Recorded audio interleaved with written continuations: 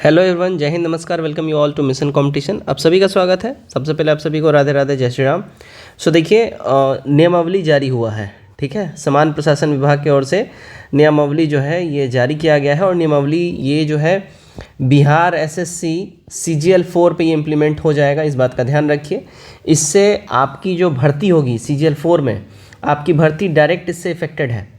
अब ये नियमावली में क्या बोला जा रहा है, और एक तरीके से देखा जाए तो नियमावली जो चेंज हुआ है ये स्टूडेंट्स के फेवर में चेंज हुआ है, ठीक है। ऐसा कुछ भी नहीं है कि इसमें कुछ डराने वाला बात है, लेकिन जो चेंजेस हुआ है वो आपको जानना बेहद ज़रूरी है, ठीक है।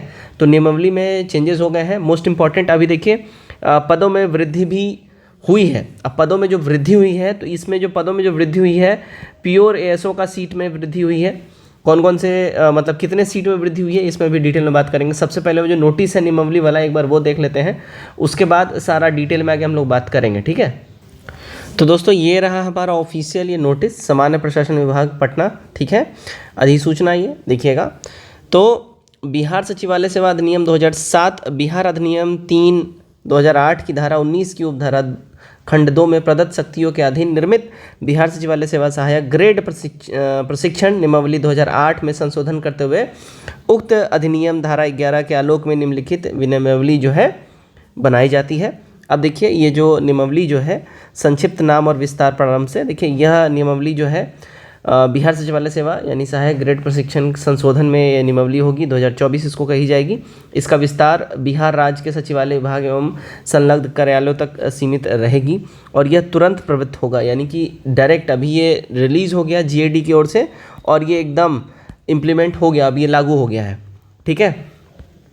तो संशोधन में यहाँ डिटेल में देख सकते हैं। अब इसको आगे समझने से पहले ये जो नियमावली जो आया हुआ था, देखिए 2009 में फाइनली ये नियमावली बन के आया था। तो क्या था नियमावली, पहले वो समझाते हैं, फिर उसके बाद आगे हम लोग बात करेंगे कौन कितना सीट इसमें ऐड हुआ है, ठीक है। तो देखिएगा, ये हम लोग आ गए हैं एकदम ऑफिशियल अपने ये बिहार गजट के ऊपर में, असाधारण अंक, ठीक है। और देखिएगा 5 जनवरी 2009 को ये पब्लिश हुआ था, राइट। अब यहाँ पे देखिएगा संक्षिप्त नाम एवं प्रारंभ, अगेन वही चीज़ है, बिहार सचिवालय सेवा सहायक ग्रेड प्रशिक्षण नियमावली 2008 इसको कही जाएगी। यह तुरंत प्रवृत्त हो जाएगा, है ना। अब देखिएगा यहाँ पे क्या बोला जा रहा है, परिभाषाएं, जब तक संदर्भ में अन्यथा अपेक्षा ना हो इस नियमावली में, तो सेवा में जो है यहाँ पे बोला जा रहा है आपसे, देखिएगा यहाँ पे, तो अधिनियम से अभिप्रेरित बिहार सचिवालय सेवा 2007, बिहार अधिनियम 2008 और अभिप्रेरित 2008, ये पूरा चेंजेस पूरा यहाँ पे बोला जा रहा है, राइट। अब इसमें होता क्या है, देखिएगा, जब भी आपकी रिक्रूटमेंट हो जाती है बिहार SSC के थ्रू, यहाँ पे CGL की बातें हो रही हैं, ठीक है। तो रिक्रूटमेंट होने के बाद सबसे पहले ट्रेनिंग की बातें हैं, और आप अगर जैसे रिक्रूटमेंट हो रहा है, मान के चलिए आपका ASO के पद पे रिक्रूटमेंट हो रहा है, तो डायरेक्ट आपको ASO के पद पे काम नहीं करना है, राइट। आपको फर्स्ट वीक जो है आपको एज अ क्लर्क काम करना होता है। इस बात का ध्यान रखिए, 1-2 हफ्ते तक आपको एज अ क्लर्क काम करना होता है, फिर उसके बाद आपका अपग्रेडेशन होता है और उसके बाद फिर ट्रेनिंग की सारी प्रक्रियाएं होती हैं। यहाँ देखिए नंबर वाइज पूरा डिटेल में दिया हुआ है। सचिवालय और संलग्न कार्यालयों का संगठन, सचिवालय विभागों में विभिन्न कोटियों पदाधिकारियों का कार्य उत्तरदायित्व यहाँ पे है, आधिकारिक जानकारी और लेखों की सुरक्षा, ये सब कुछ जो है पूरा पॉइंट बाई पॉइंट डिटेल में बनाया गया है, बताया गया है। अब यहाँ पे देखिएगा क्या बोला जा रहा है, सूचना का अधिकार अधिनियम तथा उसके तहत बनी नियमावली की पूरी जानकारी 5 यहाँ पे पॉइंटर है। द्वितीय चरण की प्रशिक्षण अवधि 4 सप्ताह की होगी और प्रशासनिक प्रशिक्षण संस्थान द्वारा आयोजित की जाएगी। इस प्रशिक्षण के नियमावली पाठ्यक्रम यहाँ पे दिया हुआ है। अब यहाँ पे देखिएगा इम्पॉर्टेंट जो है, देखिएगा प्रशिक्षण कार्यक्रम निम्नलिखित 3 लगातार चरणों में होगा। पहला, प्रथम चरण प्रशिक्षण अवधि 4 हफ्ते की होगी। द्वितीय चरण प्रशिक्षण अवधि 4 हफ्ते की होगी। तृतीय चरण प्रशिक्षण अवधि जो है 4 हफ्ते की होगी।